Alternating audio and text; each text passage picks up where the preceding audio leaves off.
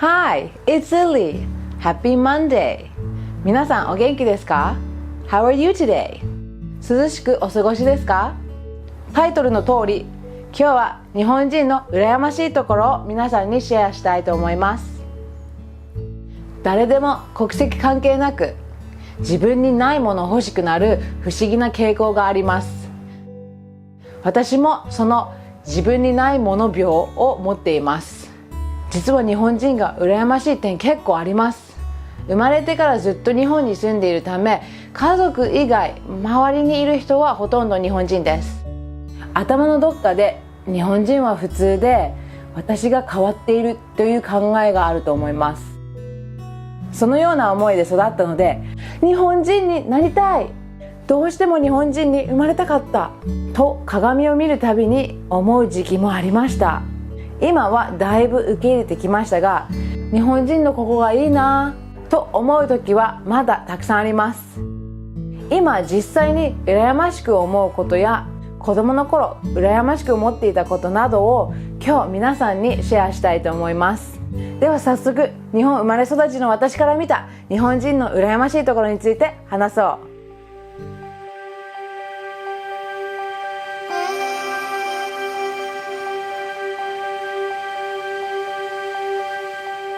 この動画の前半は外見について羨ましいと思うことをお話しします。後半の方では外見に当てはまらないいくつかのものをご紹介します。よかったら最後まで見てみてください。Let's talk! 綺麗に日焼けをする日本人が羨ましいです。皆さんは日焼けしたらどうなりますか？私は日焼けをしたら真っ赤になってしまいます。ものすごく痛いですし、皮膚がポロポロ取れます。治っても黒くなりません。色白い日本人も多分同じようになると思いますが、ほとんどの日本人の場合は日焼けをすると綺麗な小麦色になります。日本人の友達は黒くならない私の肌が羨ましいと言ったりします。でも真っ赤になってしまう私の弱い肌と比べて、ちょっと日焼けするだけで綺麗な色になる日本人の強い肌が羨ましいです。実は子供の頃からずっとこう思っていました。夏の部活などで焼ける友達を見て、いいなぁ、いいなぁと思っていました。アメリカの影響だと思いますが、やっぱりちょっと日に焼けている方がかっこいいっていうイメージもあります。私もかっこよく日焼けしたいけど、この肌ではどうしようもないですね。守ってあげるしかないです。皆さんはいかがですか？日焼けすると小麦色になりますか？それとも私のように赤くなりますか？ぜひぜひ教えてください。では次に行こう。 Let's go to the next one。 日本人の美肌が羨ましいです。本当に日本人の肌はものすごく綺麗です。どの国に行っても誰に聞いても世界一美しい肌を持っているのは日本人か韓国人と答えます。その美肌のおかげで何歳になっても本当に日本の女性ももちろん男性もいつまでも若く美しく見えます。勝手な印象ですけど、欧米の遺伝を持っていると日本人より10年ぐらいは早く老けると思います。とにかく日本人の肌が羨ましいです。食生活、習慣、日々の努力などなど、これらは大きく影響しますが、この素晴らしい肌質は日本人が生まれ持ったものだと思います。それだけではなく、日本人の忍耐力もすごいです。多くの方々はいろんなクリームや日焼け止めからエステまで美しい肌をケアするためにたくさんの時間とお金をかけます。食べ物まで意識する日本人も何人も知っています。日が沈まないと海に行かない20代の友達もいます。日本人の美肌をキープするための日々の努力や忍耐力は素晴らしいと思います。感動します。私もアジアンビューティーに生まれたかったです。皆さんはいかがですか？肌をケアするために何をしていますか？次の羨ましい点はこちらです。日本人の髪質が羨ましいです。中学ぐらいの時に日本人の髪質と自分の髪質の違いに気づきました。その時から結構意識してます。日本人の友達にこの話をすると、何を言ってるの？リリーのふわふわの方がいいよと言われますが、今すぐ交換できたら交換したいです。実は日本人の髪の太さは白人のおよそ 1.5 倍です。見てください。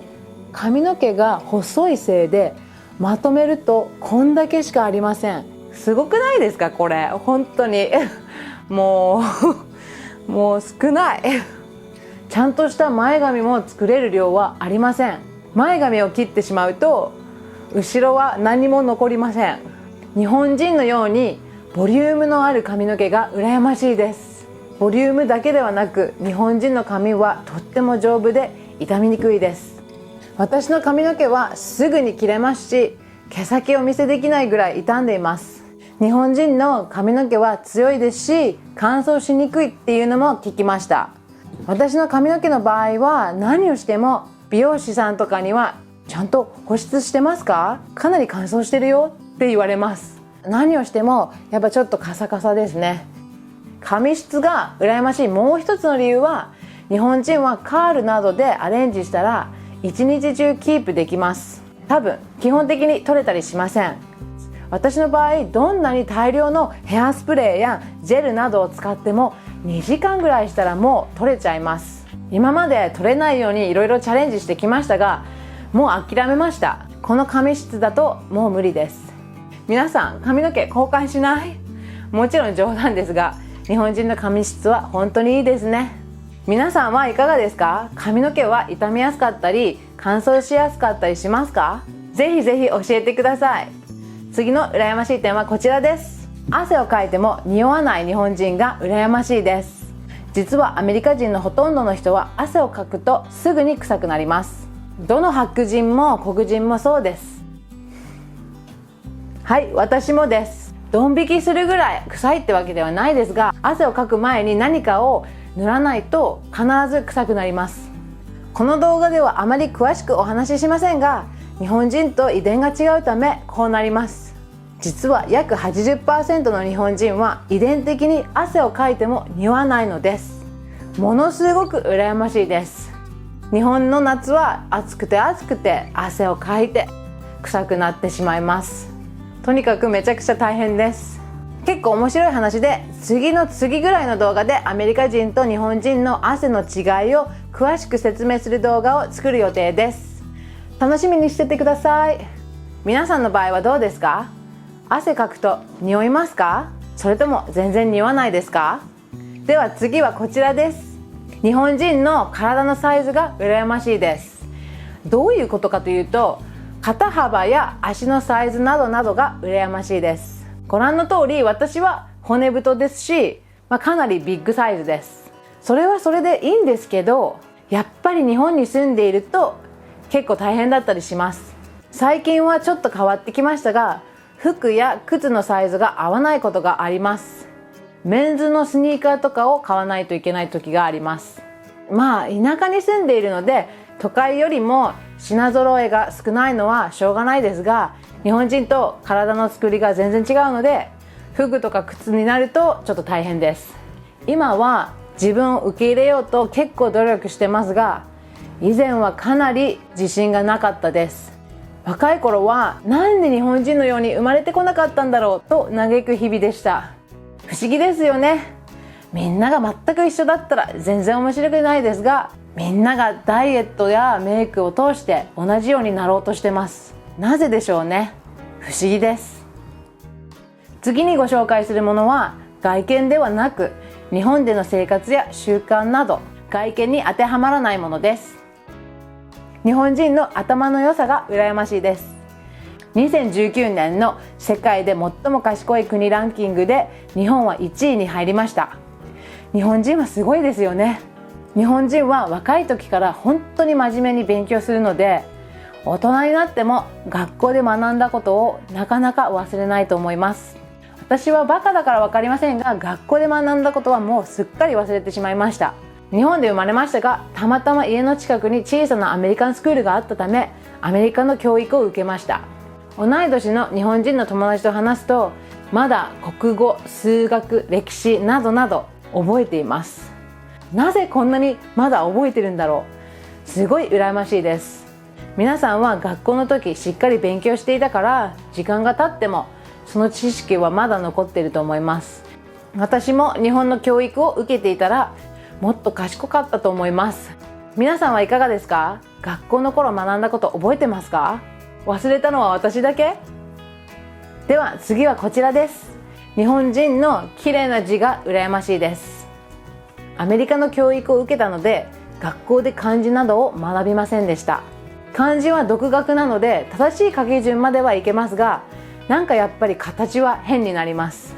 日本人の多くは学校や習い事で習字を習います。もう喧嘩さっきからしすぎ。 Just be nice。 一緒にのんびりすればいいじゃん。日本人の多くは学校や習い事で習字を習います。筆の正しい持ち方から字の正しい書き方などを学ぶので、私が同じ字を書いても結果は全然違います。日本人のように漢字をきれいに書けたらなってよく思います。今から習字習いに行けばいいじゃんって思うかもしれません。確かにね、行けたらいいですね。でも子供ほど頭が柔らかくないのでなかなか覚えられないかもしれません。でもいつか学んでみたいですね。皆さんはいかがですか？習字など小学校とか中学生の時に学びましたか？得意ですか？では最後にこちらです。過去の話ですが、学生の時日本の部活や学校生活がとっても羨ましかったです。近所の友達と同じ学校に通って一緒にお弁当を食べて部活に行きたかったです。日本ならでの運動会や修学旅行を体験してみたかったです。日本の学校の制服や体操服も羨ましかったです。かっこいいなって思ってました。外から見たら日本の学校はすごく楽しそうでした。皆さんはいかがですか？学校生活楽しかったですか？まだまだたくさんありますが、今日はここまでにしましょう。意外だなって思うようなものありましたか？ぜひぜひ感想などお聞かせください。国や文化関係なく、すべての人間は自分自身にないものを欲しくなると思います。今日皆さんにちょっとお話ししたように、結構自分の体や性格を責めたり、なかなか受け入れられなかったり、他人と比較してきました。自分のことを好きになるってものすごく大切なことですが、とっても難しいと思います。特に今のインスタや YouTube の時代はそうだと思います。もしこの動画を見ている人でコンプレックスなどで悩んでいる人がいらっしゃったら、一人じゃないよと伝えたいです。私もずっと悩んできたし、セルフイメージがとっても悪かったです。でももうせっかくこの体と性格で生まれてきたので、そろそろ自分を好きになりたいです。ずっと他人を見ていいないいなって思うのはもう疲れました。ちょっとずつでいいので自分を好きになりましょう。私も頑張るから一緒に頑張ってください。せっかくの一度の人生なので、きっと意味があってこの世に生まれてきたはずです。Anyway、まだまだ暑いので水分補給などを忘れずに熱中症に気をつけていきましょう。これから少しずつ秋になっていきますね。紅葉とっても楽しみです。ここまで見てくださりありがとうございます。次回の動画でお会いしましょう。楽しみにしてます。Have a great day. See you next time. Goodbye.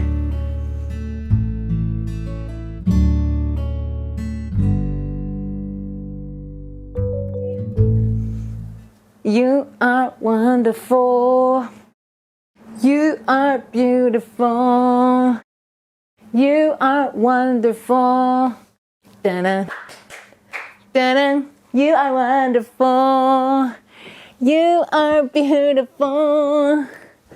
You are wonderful. You are beautiful. You are wonderful. You are beautiful.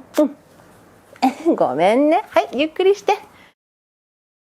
ではまたね。See you next time.